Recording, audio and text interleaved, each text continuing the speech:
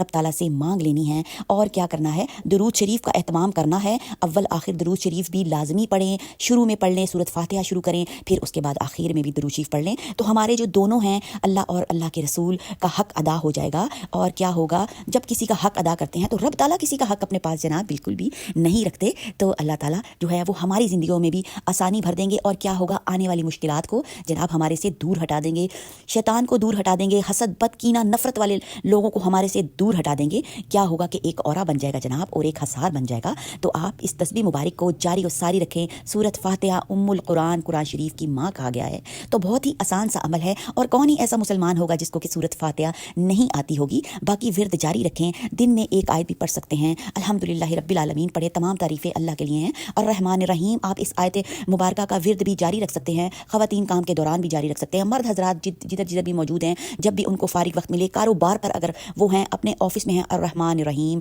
अल्लाह बहुत रहमान और रहीम है, तो इस आयत मुबारका का विर्द भी जारी रख सकते हैं किसी भी परेशानी और मुश्किल के लिए। और जनाब एंजाइटी के लिए भी पढ़ सकते हैं, और अपने दिल पर भी फूंक मार सकते हैं आप। तो वो आयतें बहुत ज़्यादा जो है, एक एक आयत की डेप्थ और तफसीर जो है वो बहुत ज़्यादा डीप होती है। तो हमने जनाब जारी और सारी रखना है। मेरी तरफ से सबको 2026 बहुत मुबारक हो, और महीना भी बहुत ही प्यारा, रजब का महीना और नया साल। तो दुआओं को हाथ से नहीं जाने देना, और जनाब ज़्यादा से ज़्यादा